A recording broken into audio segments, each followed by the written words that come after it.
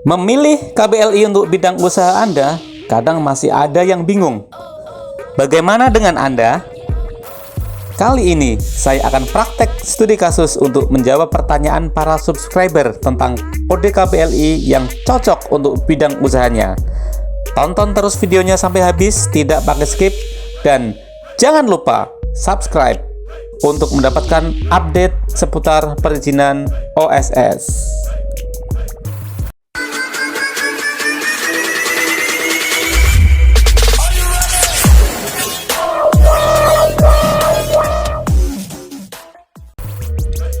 Pada video saya sebelumnya mengenai cara mengetahui KBLI perusahaan, sudah saya jelaskan mengenai bagaimana pemilihannya dan bagaimana pengisiannya di OSS.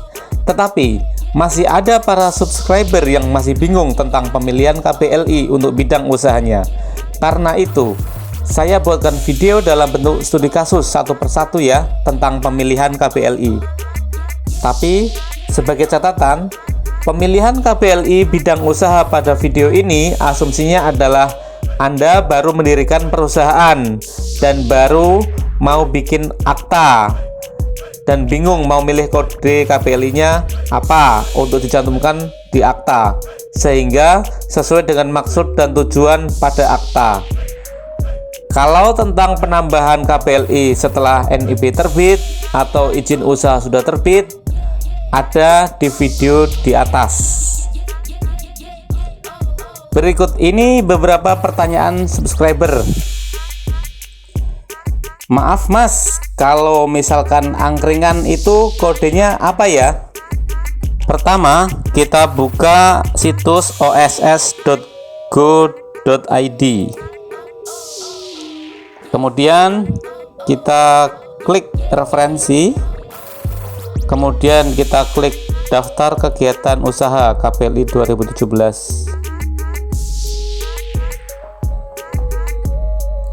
Kemudian pada kolom pencarian kita coba ketikkan, kalau angkringan berarti kita coba kata kuncinya.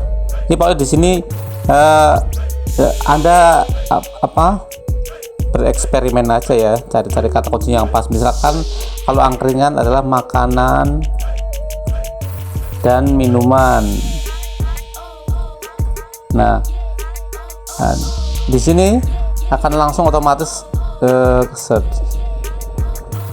Nah, ini yang pas yang mana nih? Anda cari-cari, misalkan kalau Anda pedagang kecil nggak mungkin industri kan, reparasi mesin enggak, pedagang besar bahan makanan minuman enggak, hasil pertanian enggak. Nah, ini di sini kita temukan kode KBLI 47829 itu adalah perdagangan eceran kaki lima dan los pasar, komoditi makanan dan minuman.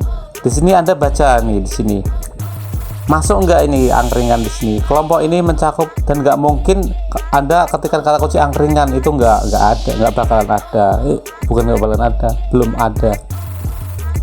Kelompok ini mencakup usaha perdagangan eceran berbagai jenis makanan dan minuman lainnya yang belum tercakup pada kelompok 47821 sampai dengan 47828. Ini yang dilakukan di pinggir jalan umum atau kaki lima, emperan, toko atau tempat tetap di pasar yang dapat dipindah-pindah atau didorong seperti asinan buah-buahan, sayuran, kerupuk, dan emping jeping. Nah, Anda juga bisa search ke bawah. Ini restoran, ini warung makan. Kalau warung makan ini kelompok ini mencakup jenis usaha jasa pangan tempat sebagian atau seluruh bangunan. Kayaknya kalau untuk angkringan itu paling cocok adalah ini ya, perdagangan eceran kaki lima dan los pasar, yaitu 47829 gitu. Jadi untuk pertanyaan yang tadi sudah terjawab ya. Kalau KBLI angkringan adalah 47829.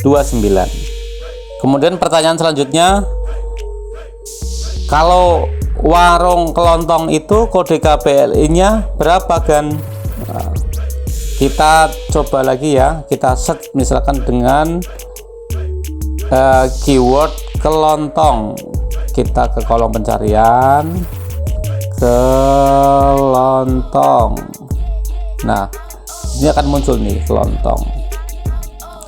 Kelontong ini cuma satu pilihan aja ya. Nah, ini lebih mudah nih. Kelontong pada kolom pencarian muncul kode KPL-nya 47192, yaitu perdagangan eceran berbagai macam barang yang utamanya bukan makanan, minuman, atau tembakau. Jadi barang-barang kelontong, bukan di Toserba. Nah, kan ini toko kecil nih, bukan Alfamart, bukan Indomart, bukan Swalayan. Jadi hati perumahan biasa. Nah, ini urainya, ini penjelasannya.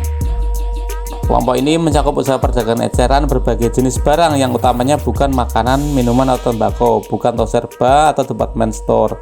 Pada umumnya barang-barang yang diperdagangkan antara lain pakaian, perabot rumah tangga, perhiasan, mainan anak-anak, dan kosmetik yang terintegrasi di bawah satu pengelolaan, misalnya toko barang kelontong. Jadi terjawab sudah ya untuk pertanyaan toko kelontong itu KPL-nya apa. Lanjut ke pertanyaan selanjutnya. Untuk izin usaha kosmetik kok tidak ada list KPLI-nya ya? Untuk versi OSS 1.1. Baik, kita langsung praktek ya, cari dengan kata kunci kosmetik. Coba kosmetik.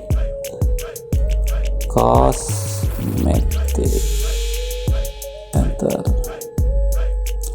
Setelah diketikkan kata kunci kosmetik, di sini muncul beberapa KPLI.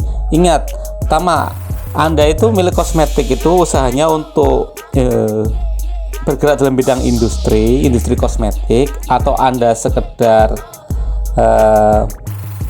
perdagangan, yaitu menjual, itu Anda tentukan, karena antara industri dan perdagangan itu beda KPLI-nya.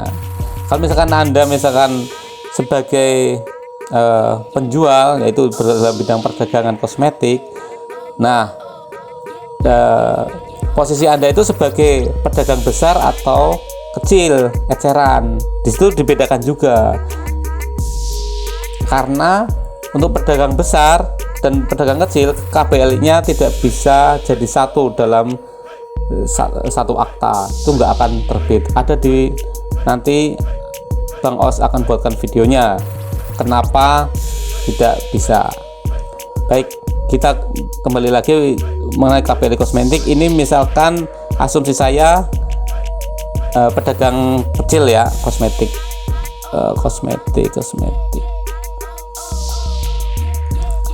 Nih, kalau pedagang besar pakai 46, 494. Kelompok ini mencakup usaha pedagang besar kosmetik seperti parfum. Kalau di sini pokoknya dibaca-baca dulu, kalau yang pas mana itu yang Anda pilih. Kalau untuk kosmetik ini yang eceran, berarti kita pilih. Kalau ini murni Anda jualannya tentang kosmetik saja, tidak campur barang-barang yang lain seperti pedagang kelontong, maka 47725 saya rasa adalah kode KPLI yang tepat untuk Anda sebagai pedagang eceran kosmetik. Begitu ya, berarti sudah terjawab untuk pertanyaan tentang KPLI kosmetik. Dan lanjut ya untuk pertanyaan selanjutnya. Kak, kalau mau bikin izin untuk tempat wisata, nanti KPLI-nya pilih yang mana ya? Langsung praktek ya. Kita ketikkan pariwisata.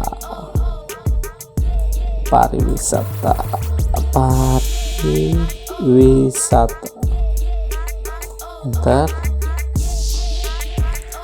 Di sini karena bidang pariwisata itu banyak penopangnya, ada ya untuk angkutan pariwisatanya, tiketingnya, tempat pariwisatanya. Nah, ini tadi pertanyaannya mengenai izin tempat pariwisata ya. Kalau izin tempat pariwisata, kalau di sini kita lihat yang cocok itu dia berarti bukan biro ya, bukan biro wisata tapi kawasan pariwisata. Saya rasa untuk tempat pariwisata izinnya KPLI-nya maksudnya itu 68120, yaitu tentang kawasan pariwisata. Kita baca ini, kelompok ini mencakup pengusahaan lahan dengan luas sekurang-kurangnya 100 hektar dengan menata dan membagi lebih lanjut menjadi satu satuan simpul atau lingkungan tertentu. Pokoknya Anda baca sendiri ya, ini pada oss.go.id ini. Jadi terjawab sudah ya untuk kawasan pariwisata. KPL ini adalah 68120. Dan untuk pertanyaan yang terakhir ya, sebagai contoh studi kasus di video ini, yaitu kode KPLI untuk penjual pulsa ikutnya yang mana ya Mas? Oh, ini penjual pulsa ya. Kita ketikkan keywordnya